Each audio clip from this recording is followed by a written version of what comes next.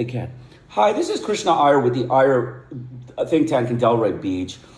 This short podcast is a continuation of my last podcast on the Hill. I was starting by, describing Donald Trump and his, racist gangster, his racist Christian witchcraft hunt, his racist Christian witchcraft game against the Iran Islamic Republic, in which he's chasing nuclear weapons that don't exist. Let's be frank, the U.S. is breaking international law, committing war crimes, crimes of aggression, and crimes against humanity for the sake of chasing a nuclear weapon that doesn't exist. This is Donald Trump's racist witchcraft action against the U.S., against the Iranian Islamic Republic. And Donald Trump goes down for this.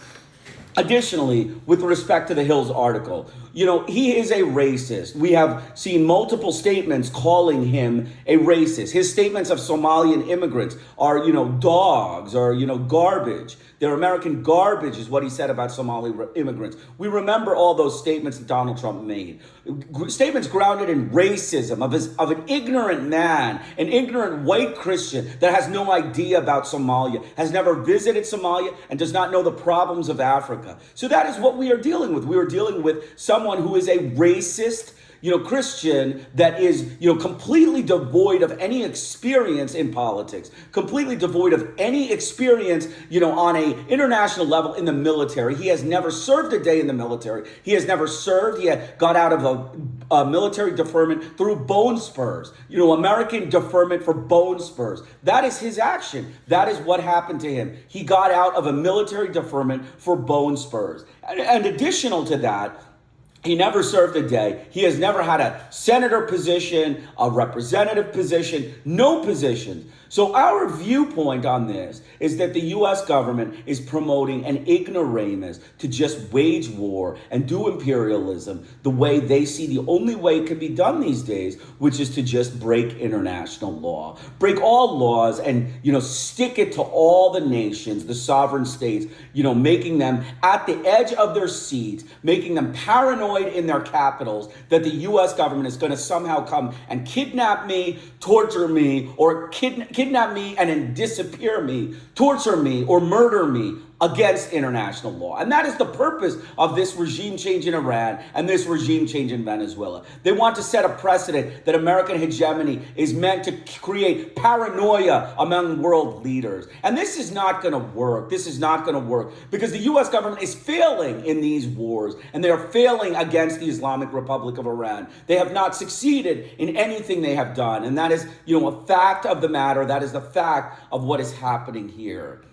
Additionally, with respect to this article, different regions, Trump and all of the different regions, he is imperial expansion, the nostalgia for colonialism. The U.S. government is promoting colonialism in 2026. There are, 6 billion people in the world who have faced colonial regimes, racist colonial regimes, Britain, France, and the United States. The United States was a colonial power. They were a colonial heir to Britain and France. They want to redo that colonialism. That is, again, another, voice of Christian witchcraft hunting by the U.S. government for some sort of purpose in their world, polity, because they don't see any other purpose than, to amass nuclear weapons and just sit there calmly and coolly and watch the economies thrive. That is ultimately what it is. They're looking for colonialism, subjugation of people, subjugation of 6 billion people in the world, subjugation of Buddhists, Muslims, Hindus. We all have to be very careful with the U.S. government. We all, Hindus, Buddhists, and Muslims, have to be very careful the way we view the U.S. government and their hegemony.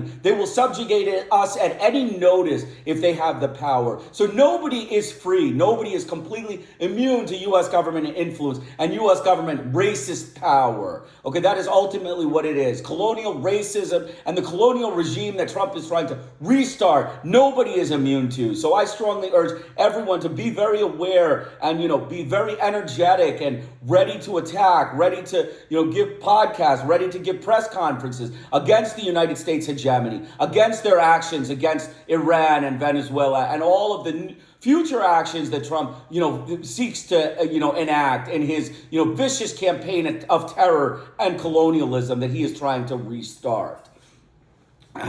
So again, the United States, the Western powers have, basically spent 80 years publicly renouncing colonialism. They are aware that their colonial regimes ruined people, ruined countries, ruined governments, ruined all of the different,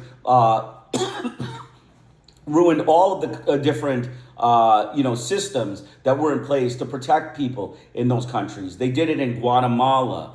They did it in India, in China, in Japan, in Korea. They did it in, Pakistan. They did it in, all of the Arab countries, Iran, Africa. The whole continent had been colonized by Europe. So these are things that we need to know, and we need to, ensure that we keep Donald Trump and his, racist gangsters at check. His racist gangsters need to be kept in check. They're, nuclear, witchcraft Christian hunters of a racist U.S. government. They're racist Nazi gangsters that are searching nuclear witchcraft in Iran, and that is our, take on it. Next case is, an analyst say U.S. threat of no quarter for Iran violates international law. Pete Hegseth of the U.S. Defense Secretary said that there would be no quarter or mercy as U.S. continues to pummel Iran. Rights groups have slammed United States Secretary of State of Defense Pete Hegseth for saying that no quarter will be shown in Iran as the U.S. and Israel continue their military campaign against the country. We will keep pressing, we will keep pushing, keep advancing. No quarter, no mercy for our enemies, Hegseth told reporters on Friday. Under the Hague Convention and other international treaties, it is illegal to threaten that no quarter will be given. Domestic laws such as the 1996 War Crimes Act also prohibit such policies. U.S. military manuals likewise warn that threats of no quarter are illegal. Brian Finsane, a senior advisor at the International Crisis Group, a think tank, said Hegseth's comments appear to run afoul of those standards. These comments are very striking, Finsane told Al Jazeera over a phone call. It raises questions about whether this belligerent, lawless rhetoric is being translated into how the war is being conducted on the battlefield. And let's just go through no quarter in Army language. What is no quarter? No quarter is the terminology refusing to spare the lives of enemy combatants, even if they attempt to surrender. It implies taking no prisoners and executing enemy soldiers, a practice considered a war crime under international law. Specifically, the Hague Convention of 1899, which prohibits ordering that there be no quarter. Historically, it slams the commander's order that they would not give quarter to prisoners, meaning all enemies must be killed. It signifies absolute brutality where no mercy is shown and combatants are killed rather than captured. Under the ICRC international humanitarian law, denying quarter to an enemy who is incapacitated or surrendering is a war crime. The phrase has been used in various conflicts, such as during the U.S. Civil War Battle of Crater in 1864, often resulting in the killing of troops after they had surrendered. In March 2026, the phrase recognized a belligerent illegal threat in a modern conflict, according to The Guardian and Al Jazeera by Peter Hegseth. So, you can see that Pete Hegseth is far removed from, what really is, a normal war. He's far removed in the fact that he has committed the crime of aggression. He has already committed crimes against humanity. And now he is suggesting no quarter, meaning execute all Iranians. Execute, meaning extrajudicial execution by the United States government. They love that. They love extrajudicial execution of Muslims. They're anti-Muslim butchers, as is Pete Hegseth. And that is what they go down as. Anti-Muslim, racist, Christian, witchcraft-seeking, nuclear-seeking butchers. That is what they go down as. The comments are very striking, Finsane told Al Jazeera over a phone call. It raises questions about whether this belligerent, lawless rhetoric is being translated and how the war is being conducted on the battlefield. But Hegseth has publicly dismissed concerns about international law, claiming he would abide by no stupid rules of engagement and no politically correct wars. His rhetoric has provoked concern among some experts. The measure designed to prevent civilian harm are being ignored in favor of a campaign of maximum lethality. Hegseth's remarks come after a U.S. strike on a girls' school in southern Iran that killed more than 170 people, most of them children. The war has left at least 1,444 Iranians dead and millions more displaced. Inhumane and counterproductive. Prohibitions against declaring no quarter go back more than a century, part of an effort to impose restraints on conduct during the war. The Nuremberg trials after World War II upheld the legal standard as Nazi officials were prosecuted, in some cases for denying quarter to enemy forces. The basic idea is that it's both inhumane and counterproductive to execute people who have laid down their arms, said Finsain. He added that the mere announcement of no quarter from a government official can itself be considered a war crime. The U.S. and Israel have already faced allegations of violating international law during this war waged against Iran. Experts have condemned their initial strike on February 28 as an unprovoked, deeming the conflict an illegal war of aggression. Iranian officials also protested after a U.S. submarine sank a military vessel, the Iris Dena, off the coast of Sri Lanka as it returned from ceremonial naval exercises in India. The attack killed at least 84 people. While warships are considered legal military targets, Iran has said the ship was not fully armed, raising questions about whether it could have been interdicted rather than sunk. So you can see Iran is accusing the United States of a war crime in this, sinking of the ship in the Sri Lankan coast. It is a war crime act that, Donald Trump's administration has committed against the Islamic Republic of Iran. Another war crime that Donald Trump has committed. U.S. forces have also purportedly declined to help rescue sailors from the Dena, even though the Geneva Convention largely requires aid to the shipwreck. The Sri Lankan Navy ultimately helped collect survivors from the wreckage. Responding to the attack, Hegseth described the sinking of the ship as a quiet death. He also told reporters, "We are fighting to win." U.S. President Donald Trump himself remarked that he asked why the ship had been sunk, not captured. One of my generals said, "Sir, it's not more fun doing it this way." It's a lot more fun doing this way, Trump said. So Trump is okay with the murder of 84 sailors on the Iranian ship rather than, capturing them and, whatever you would do after capturing them. With Hegseth's statement, it would be execution. So they didn't want to execute them. They wanted to quietly have them, pass away where there is no statement. And it's a quiet thing. And that is why they hate discussions about their racist gangster Christian witchcraft hunting that they are doing, their mass murder their anti-Islamic butchery of the Christians in the U.S. government, and their racist gangster butchery that they are committing in the Islamic Republic of Iran. A serious red flag. The U.S. military has faced criticism for killing civilians in military operations for decades. This includes the so-called global war on terror, when airstrikes resulted in thousands of civilian deaths, including a 2008 attack on a wedding party in Afghanistan. Even before the war with Iran, the Trump administration had faced accusations that it had violated international law by attacking alleged drug trafficking vessels in the Caribbean Sea and the Eastern Pacific Ocean. At least 157 people have been killed in those attacks since they started on September 2nd. The Trump administration, however, has never identified the victims, not presented evidence against them. Scholars have condemned the attacks as a campaign of extrajudicial executions. So you see the global war of terror, the airstrikes and civilian deaths, including a 2000 attack on a wedding party causing thousands of civilian deaths in Afghanistan, is known. The Trump administration has violated international law by alleged drug trafficking vessels in the Caribbean Sea and Eastern Pacific. So they have never condemned the attacks as extra legal executions. Analysts say the Pentagon's policies of emphasizing lethality at the expense of human rights concerns has carried over into its war against Iran. Death and destruction from the sky all day long. We're playing for keeps. Our warfighters have maximum authorities granted personally by the president and yours truly, Hegseth said during a briefing on March 4th. Our rules of engagement are hold, precise, and designed to unleash American power, not shackle it.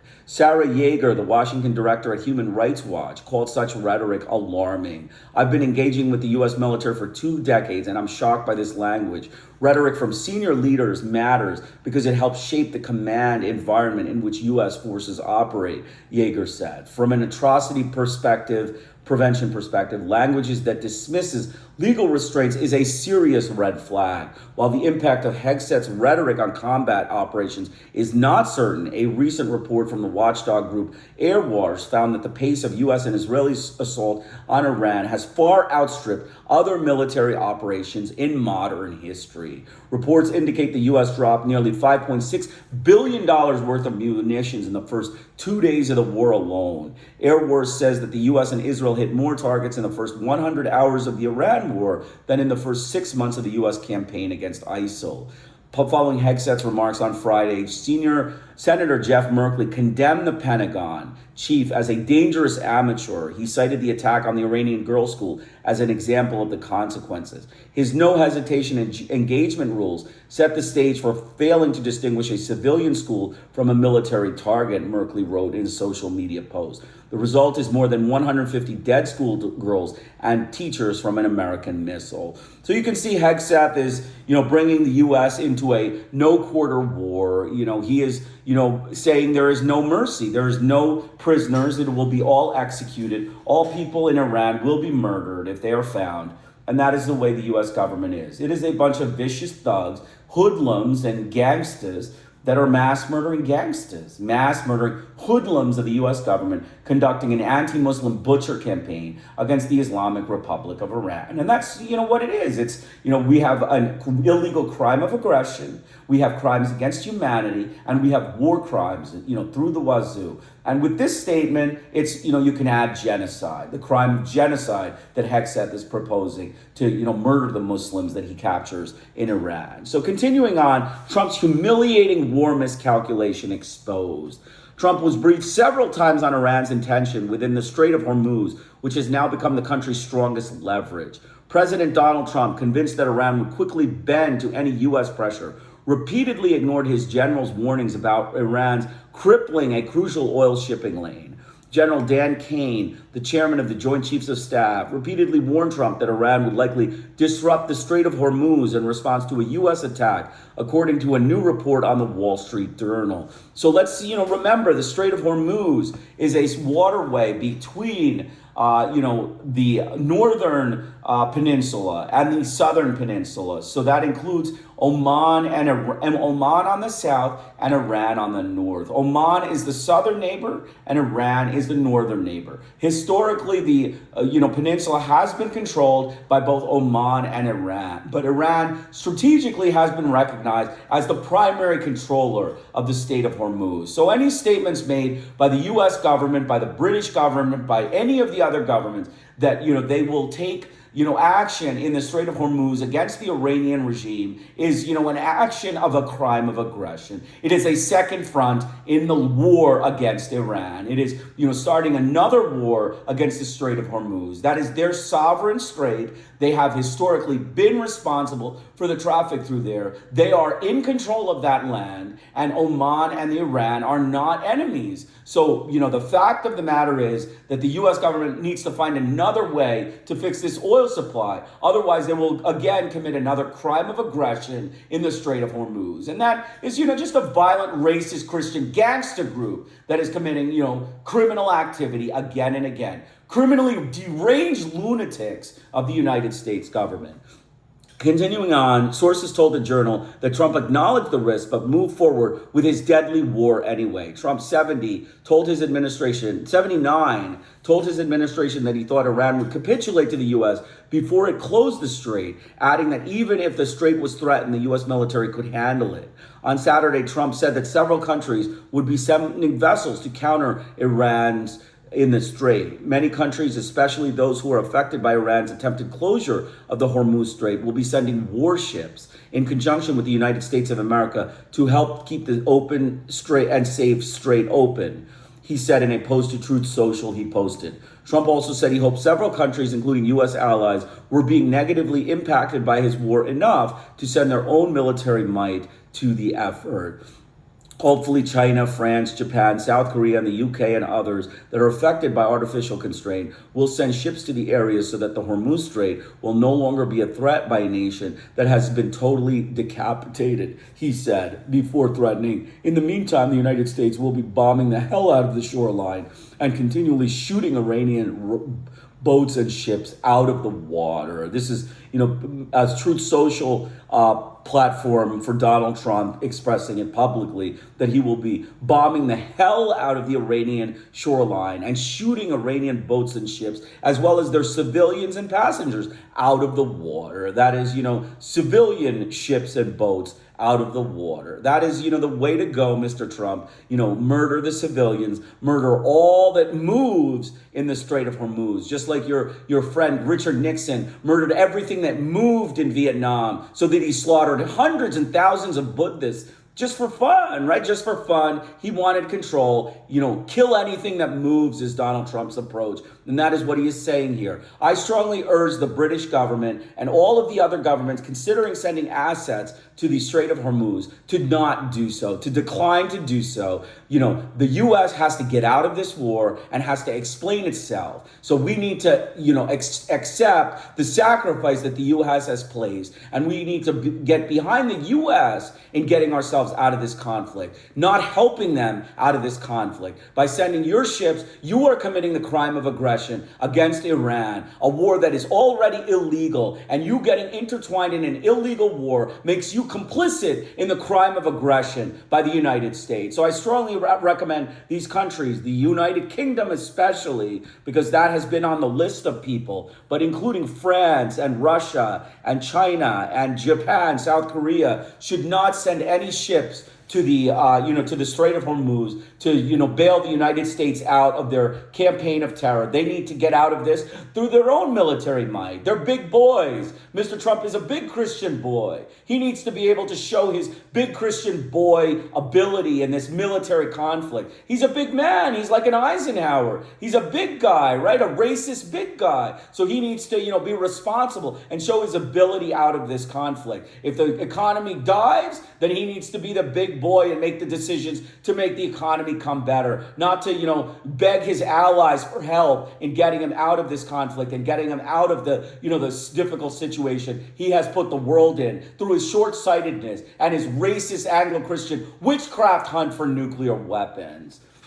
As Trump's war with Iran enters the third week, the Strait of Hormuz has become Tehran's strongest point in the leverage in its fight. Iran tankers have blocked and struck cargo ships, causing a deep increase in oil prices. Before Trump went forward with the operation, he and his advisors talked about using the U.S. Navy to keep the strait open, according to the Journal. Trump understands the risks of war, but moved forward on the basis that he felt Iran posed a national security risk to the United States. At least 13 troops have died by the United States, have died in Trump's war, and more than 1,300 Iranians have been killed. This includes 175 Iranian schoolgirls in what appears to have been an attack on the school by U.S. forces. Trump's critics have said they believe the president lacked planning as it relates to the Strait of Hormuz. There had been no plan to address the crisis in the strait. Connecticut Senator Chris Murphy, Democrat, who joined the classified briefing Tuesday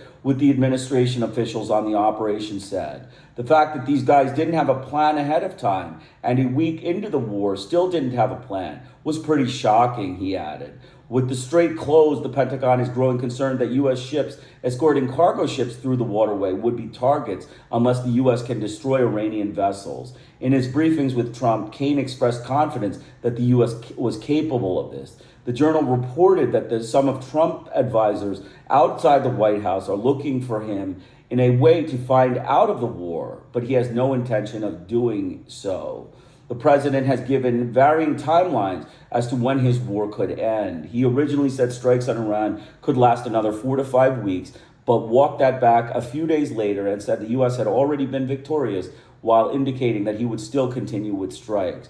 "We have already won in many ways, but we haven't won enough," he declared on Monday. On Friday, Trump would said he would pull out of the war when he feels in his bones. So you can see Donald Trump, again, he is, removing the, trying to, recruit his allies secretly and engaging in war of aggression. This is, bringing a conflict that is an illegal conflict and, getting your friends to get involved. And that is what he is doing by asking Britain and Starmer to get their ships to the Strait of Hormuz. This is the United States war. They committed the crime of aggression. If any other country goes in and attacks Iranian tankers that are, holding the Strait of Hormuz, closed because they want U.S. to withdraw, then they are complicit in the crime of aggression against Iran. That is my take, and that would be any legal scholar's take on this matter. Any British ship, any French ship that joins the U.S. government in trying to adjust traffic in the Strait of Hormuz is a war criminal regime. It is a regime that is committing war crime, the crime of aggression, an international criminal court, international humanitarian law crime against the Islamic Republic of Iran. And just face it, that's what we have to accept. And if you want to do it, just take that risk and accept that you are going to be called committing the crime of aggression. And I strongly urge them not to do it. I believe that the U.S. and Donald Trump in particular, he's the big boy. He needs to find a way out of this conflict without causing nuclear holocaust and, by being patient and letting the economy drift down. Let the economy drift down because that is what he didn't anticipate. And, to stress all of a sudden about the economy when you were focused on butchering Muslims is, you got what you wanted. You got your, open season on butchering Muslims, Mr. Trump. Now you have to just, butcher Muslims and be satisfied just for that purpose. That was the goal of this war, to butcher Muslims, to, commit a crime of aggression, to try to do an imperialist regime change. That was your goal. And now you're butchering Muslims. That was your real goal. And, you need to just accept that as in and of itself, the only goal that you have in this war. And then when you get a chance, you'll fix it, you'll get them out and you'll, fix it. But my advice is not to allow any government to get involved in this war, European especially, not to get involved in this war, because this is a Christian racist war against the Islamic Republic of Iran. This is a racist American Christian, witchcraft hunt for nuclear weapons against the Islamic Republic of Iran. And we know that all international legal scholars have called this the crime of aggression against Iran and by Donald Trump. The last article is Brazil pulls visa of Trump advisor who asked to visit Bolsonaro in prison. So basically, Lula Inácio da Silva has revoked the visa of Darren Beattie, a far-right advisor to U.S. President Donald Trump, who had planned to visit ex-President Jair Bolsonaro in prison cell in Brasilia. Brazilian President da Silva confirmed on Friday that Battle's visa had been pulled. He equated it to the U.S. pulling visas from Brazilian officials in Washington, D.C. Among them was Brazilian Health Minister Alexandra Padilla, whose U.S. visa was revoked last year. The American guy who said he was coming here to visit Jair Bolsonaro was prohibited from visiting, and I forbade him from coming to Brazil until they released the visa for my health minister, Lula said during an event in Rio de Janeiro. Separately, Brazilian officials told told news services, including the Associated Press, that Beadle had lied about the purpose of his visit on his visa request. Bolsonaro is a far-right ally of President Trump, and he is currently serving a 27-year sentence for his role in a coup plot after Brazil's fair and democratic 2022 election. Friday's decision showed the continued tension between the Brazilian and U.S. governments, even as Trump and Lula have enjoyed warming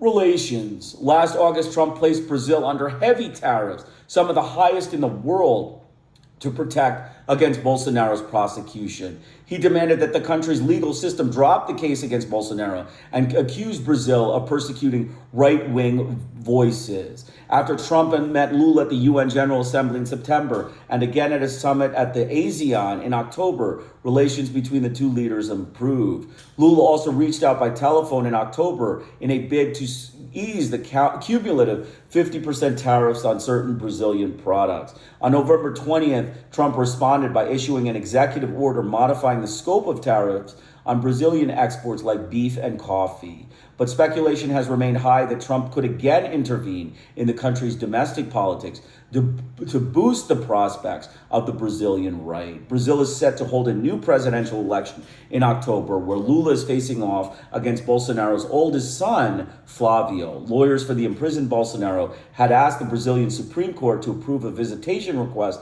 from Beadle this week, but the court rejected that request on Thursday. Beadle, a strong critic of Lula's government, was fired during Trump's first term in office following reports that he had attended a white nationalist conference. Bolsonaro, meanwhile, was placed in intensive care on Friday, with hospital officials saying the 70-year-old had a high fever, a drop in oxygen saturation, sweating, and chills linked to pneumonia. So you can see Trump is fomenting unrest using a white nationalist, Mr. Beadle. His first name is Frank Beadle, Darren Beadle.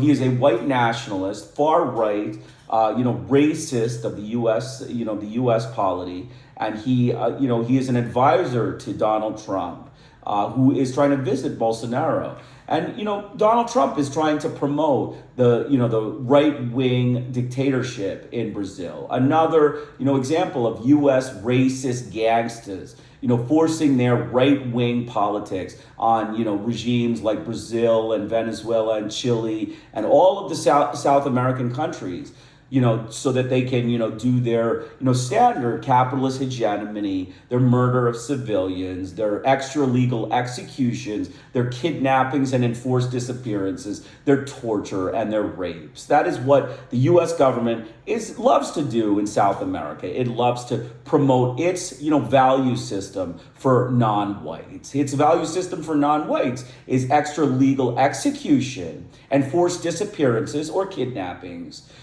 Torture and rapes. That is what the white American Christians in the U.S. government love to do against non-whites in South America. And that has been, historically, if you read Guatemala, if you read El Salvador, if you read Honduras, if you read, any of the South American countries and Central American countries, you will know what the U.S. has done in South and Central America. You will know their regime change addictions and their placement in power of, human rights violators, mass murderers of the governments in power. They were mass murderers and butchers of their own people, and they conducted all of these different criminal activities, disappeared people, kidnapped people, executed people on the streets, and raped people and tortured people. That is their goal, and that is what they do. So we can see, basically Donald Trump, he is a failure. We reviewed some articles. One is The World Soft Power by Hill. It is basically U.S. is losing global credibility as it loses its moral compass. As we saw that, Donald Trump is taking the United States down the path of loss of soft power, his, imperialist ambitions, and his need to exert his hegemony, despite, the feasibility of it not being possible, the fact that it has failed, and the fact that he, continues to do it is, causing everyone alarm, and that they are losing global power. He is a racist, a nationalist, and a colonialist that is trying to, take over regimes. And like we said, we should all be concerned for Donald Trump. The Chinese government, the Chinese Buddhists, all Muslims in the Middle East, all countries in Africa should be concerned for Donald Trump's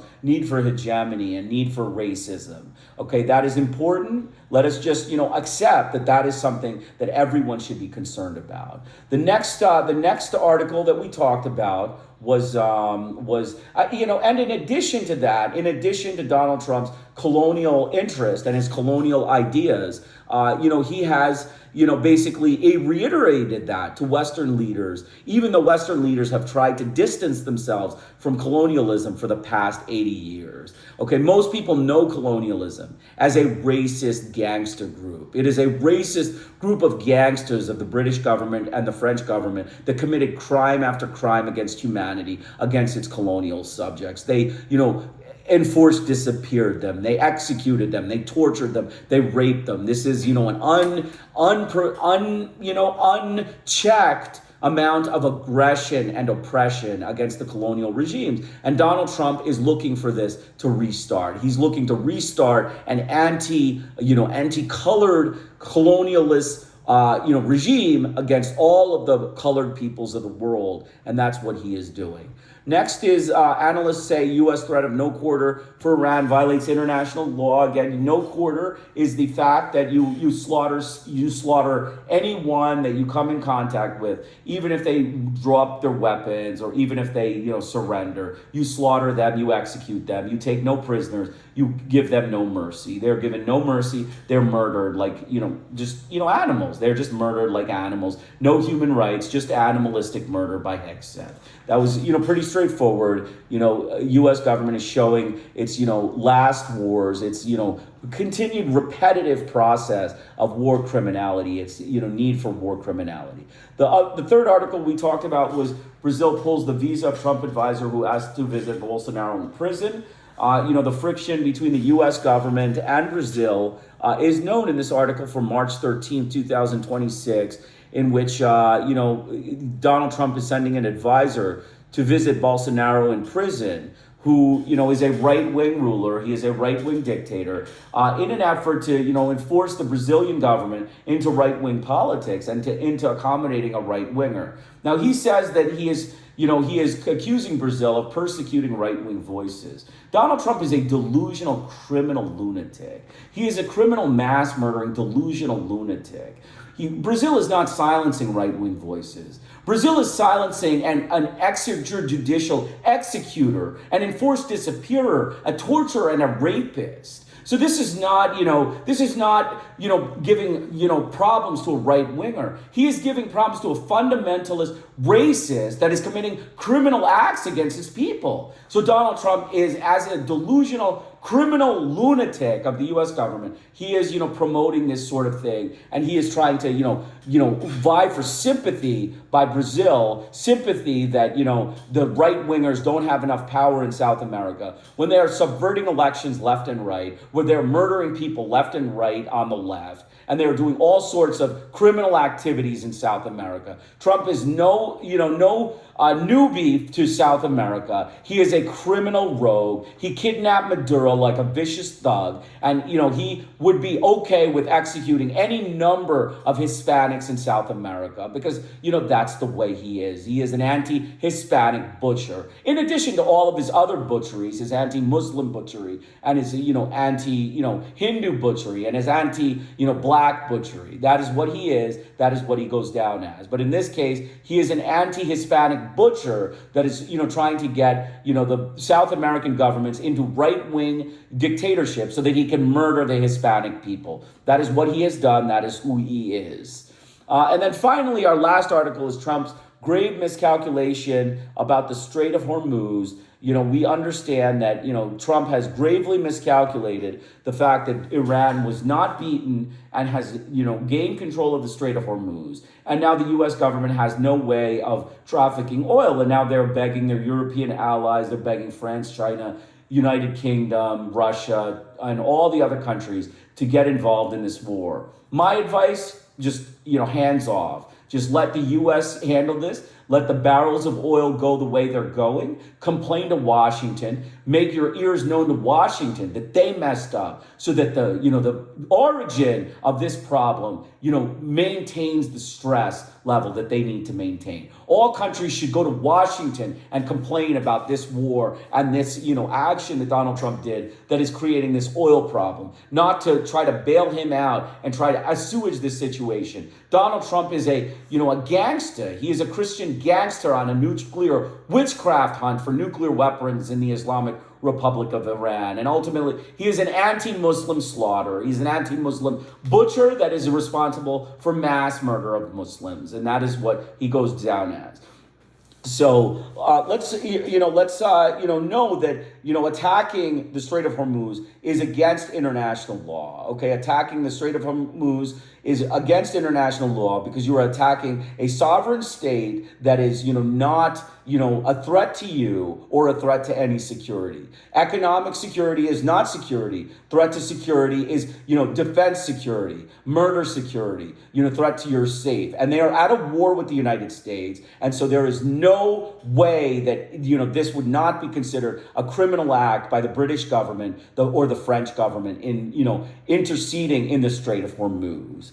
In addition, you just know that Iran and Oman both control the Strait of Hormuz. So there are two countries there, both of which are communicating in their hold of oil supplies. So this is a short-sightedness by Donald Trump. He has committed the crime of aggression, and he, as a big general, commander-in-chief of the U.S. Army, needs to get out of this on his own, not to cry to his European Christian friends to bail him out, to be a big boy and, face the consequences of your irresponsibility and your rogue-like action. So again, I hope you enjoyed it. I will put the article names in the discussion section. And again, I always request compliments. I always request comments. I always request criticism. I hope you would, if you listen to the articles that I have, there are two today. One was shortened because, there was a problem with the recording, but, I'm going to put two today. They both, I would love comments on any of the statements I make. I basically read the article so you know exactly what the article says, but I make my own statement. So, I hope that you enjoyed it. I hope you can, appreciate the level of effort and the level that I do in this. And I hope you can, read the articles and understand it and make as many comments as you want against my statements. I would love to hear your opinions. I know everybody has a different opinion, but I would love to hear your opinion. Again, this is Krishna Iyer with the Iyer Think Tank in Delray Beach. Have a great day.